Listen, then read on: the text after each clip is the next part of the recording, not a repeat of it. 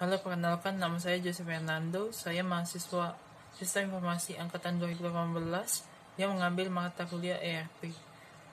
Hari ini saya akan menjelaskan mengenai hasil kerja UTS saya. Baiklah, saya akan masuk ke penjelasan UTS yang telah saya kerjakan. Yang pertama, jelaskan yang dimaksud dengan one input multiproses dalam penerapan ERP dan berikan contoh implementasinya di suatu sistem informasi rumah sakit. Nah, one input multiproses adalah di mana kita menginput data ke dalam suatu modul secara otomatis akan mengupdate modul-modul atau data-data lainnya yang berkaitan dengan modul tersebut. Data akan terupdate secara langsung ketika user menginput data ke sistem, dan proses-proses lain juga akan berjalan dari input yang telah diberikan. Contohnya ketika kita telah membayar biaya pembayaran obat maksudnya, maka sistem akan otomatis memverifikasi dan menyimpan data pembayaran, dan obat pun dapat segera dibuat dan diambil. Contoh implementasi ERP di sistem informasi rumah sakit adalah sistem atau modul supply chain management yang bertujuan untuk mengatur masuk dan keluarnya produk inventaris, yang bertujuan untuk mendokumentasikan bahan secara akurat. Dan ada juga modul finance yang digunakan untuk mencatat pengeluaran dan pemasukan yang ada di rumah sakit. 2. Manfaat ERP. Salah satunya adalah adanya standarisasi data dan informasi. Jelaskan dan berikan contohnya. Jadi, standarisasi data dan informasi digunakan untuk menstandarkan data dan informasi melalui keseragaman pelaporan, terutama untuk perusahaan besar yang terdiri dari banyak bisnis unit dengan jumlah dan jenis bisnis yang berbeda-beda. Misal, sebuah perusahaan yang memiliki banyak cabang atau anak perusahaan. Perusahaan cabang-cabang tersebut dengan ERP dapat menstandarkan data dan informasinya sesuai dengan perusahaan pusatnya dalam menyeragamkan laporan, misalnya untuk laporan keuangan. Dan yang ketiga, berhubungan dengan kasus MRP 1 yang telah diberikan sebelumnya. Ini merupakan soalnya. Jika diketahui untuk memproduksi barang D diperlukan bahan baku A, B, dan C, di mana kondisi, keperluan, dan karakteristik setiap bahan baku tersebut adalah sebagai berikut. Nah, berikut adalah kondisi bahan bakunya. Ini kondisi bahan baku A, kondisi bahan baku B, ini kondisi bahan baku C, dan ini kondisi bahan baku D. Pertanyaannya, 1. Untuk masing-masing bahan baku A, B, dan C, tentukan nilai-nilai sebagai berikut. 1. Netting, 2. Looting, 3. Offsetting, 4. Explosion. Yang kedua, jelaskan kesimpulan saudara dari hasil nomor 1 di atas. Ini merupakan hasil produk D, di mana kebutuhan kotor itu pada minggu pertama itu 10, yang kedua 8, yang ketiga 20, yang keempat 15, yang kelima 28, dan seterusnya. Kemudian terdapat jadwal penerimaan persediaan yaitu 20. Kemudian pada bulan ketiga atau periode ketiga, persediaan di tangan awalnya adalah 28. Jadi 28 dikurang kebutuhan kotaknya jadi 18, 18 dikurang 8 menjadi 10, kemudian 10 dikurang 20 karena tidak mencukupi terdapat jadwal penerimaan persediaan, sehingga sisanya jadi di tangan adalah 10. Kemudian pada kebutuhan kotor bulan atau periode keempat 15, namun persediaan di tangan tidak cukup, maka masuk ke kebutuhan bersih 5, dan selanjutnya juga 28, selanjutnya 15, 20, dan 23. Dan produk C dengan menggunakan lot per lot dengan lead time 1 bulan. Jadi, untuk membuat produk D tadi dibutuhkan bahan baku C, 3A, dan 2B. Yang produk D ini karena C-nya cuma 1, jadi dikalikan 1 sehingga hasilnya tetap sama dengan kebutuhan bersih dari produk D.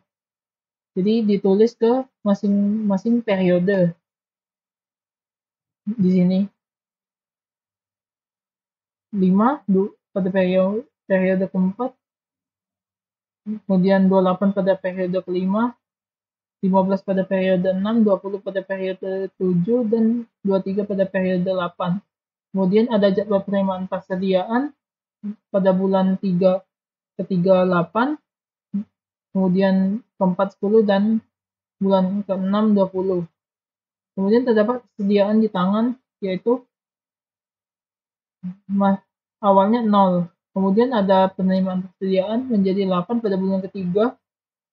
Kemudian 8 dikurang 5 jadi ditambah 10, 13. Kemudian 13 dikurang 28 kan tidak mencukupi masuk ke kebutuhan bersih. Sama ini juga karena ada penerimaan persediaan masih bisa, jadi persediaan tangan masih 5. Namun kemudian pada periode 7, 20, dan di tangan hanya 5, jadi tidak mencukupi dan masuk ke kebutuhan bersih.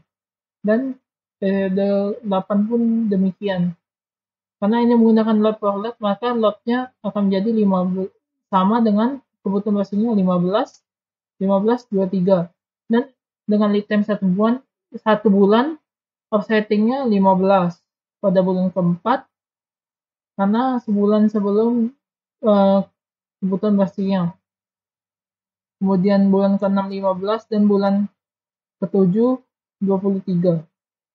Kemudian masuk pada penentuan produk 3A dengan menggunakan metode EOKI dengan biaya pemesanan 2.000 dan biaya penyimpanan 2.500 per unit per periode dengan lead time 1 bulan.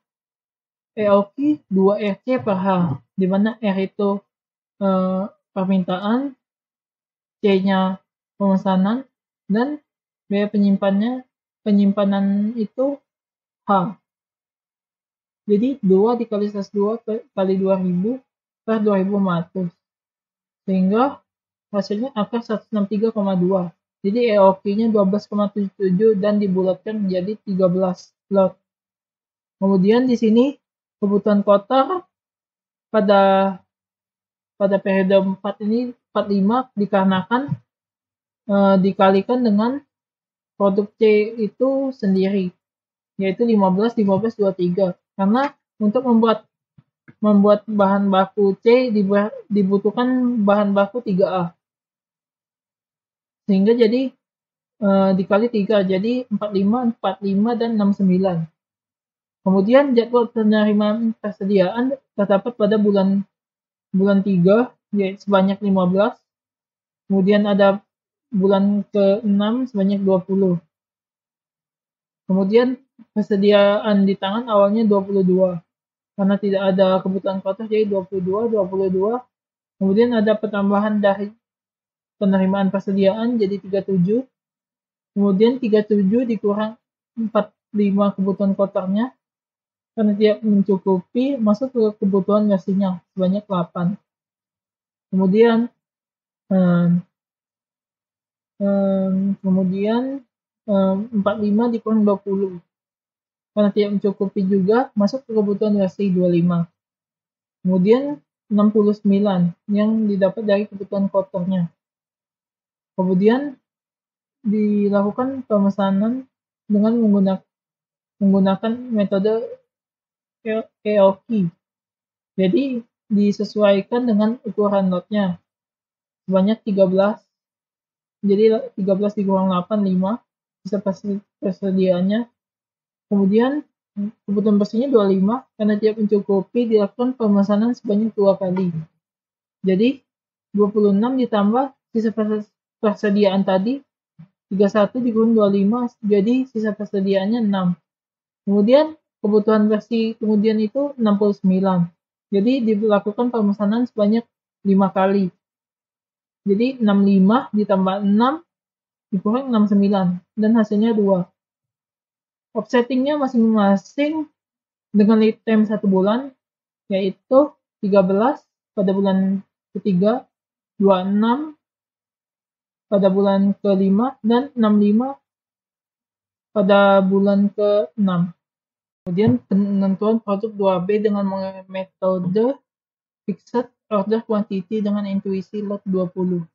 Jadi kebutuhan kotor ini didapat dari produk D yang telah dikalikan 2. Jadi 10, 56, 30, 40, dan 46. Kemudian jadwal penerimaan persediaan yaitu 10 pada bulan kedua, 10 pada bulan keempat, dan 20 pada bulan ke-6. Kemudian terdapat persediaan di tangan sebanyak 18. Jadi 18 ditambah 10 jadi 28, 28. Ini 10 dikurang 10 hasilnya tetap 28, jadi di sini. Kemudian 56 dikurang 28 karena tidak mencukupi, masuk ke kebutuhan bersih 28. Kemudian 30 dikurang 20 hasilnya 10, masuk ke kebutuhan bersih karena tidak mencukupi. Kemudian 40, 40, 46, 46 karena tidak mencukupi juga. Kemudian dengan metode fixed order quantity yang intuisi lotnya 20, makanya dilakukan pemesanan 2 kali 20 tambah 20 sehingga sisanya jadi 40 dikurang 28 dan sisanya jadi 12. Kemudian 12 masih bisa mencukupi kebutuhannya, jadi sisanya 2. Kemudian ada kebutuhan sebanyak 40, jadi dipesan sebanyak 2 kali 20 tambah 20 sehingga hasilnya tetap 2. Kemudian dilakukan pemesanan sebanyak 3 kali karena untuk mencukupi kebutuhan karena hanya 46. Jadi 20 20 tambah 20 60 ditambah 2 62 dikurang 46 sehingga persediaan sisanya 16. Jadi offsettingnya itu 40 dengan lead time 2 bulan 40. Kemudian ini 40 juga dan yang terakhir 60. Kesimpulan dari kasus ini adalah dalam pembuatan bahan jadi D dibutuhkan beberapa bahan baku. Pertama dibutuhkan bahan C. Untuk membuat bahan jadi D dibutuhkan bahan 2 kali bahan B. Bahan C didapat dari 3 kali bahan mentah A. Sehingga untuk membuat bahan jadi D dibutuhkan bahan C yang didapat dari bahan mentah 3A dan bahan 2B. Yang ketika digabungkan akan menghasilkan bahan D itu sendiri. Sekian hasil dari presentasi UTS saya. Apabila ada salah-salah kata, saya mohon maaf. Atas perhatiannya saya ucapkan terima kasih.